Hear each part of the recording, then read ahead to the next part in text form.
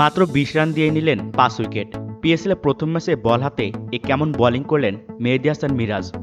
দর্শক, পিএসএলে অভিষেক মানেই চ্যালেঞ্জিং, কিন্তু মেহেদী হাসান মিরাজের জন্য সেটা ছিল এক সিনেমার গল্প। নাটকীয়, বিস্ময়কর আর একেবারেই ম্যাচ ঘুরিয়ে দেওয়ার পারফরম্যান্স। আজ প্লে অফের গুরুত্বপূর্ণ ম্যাচে মুখোমুখি হয়েছিল লাহোর কালান্দার্স বনাম করাচি কিংস। এই ম্যাচ দিয়েই লাহোরের হয়ে প্রথমবারের মতো পিএসএলে মাঠে নামেন বাংলাদেশের অলরাউন্ডার মেহেদী হাসান মিরাজ।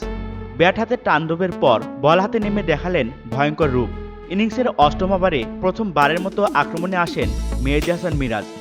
প্রথম ওভারে দেন ১০ রান, কিন্তু এরপরে শুরু হলো আসল চমক। পরের ৩ ওভার যেন মিরাজ বনে গেলেন রহস্যময় ঘূর্ণি জাদুকর। টানা ৩ ওভারে মাত্র ১০ রান দিয়ে তুলে নেন ৫টি উইকেট।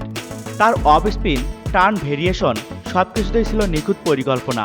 প্রতিটি উইকেট যেন করাচি ব্যাটারদের লাইন আপে ছুরি চালিয়ে যাচ্ছিল।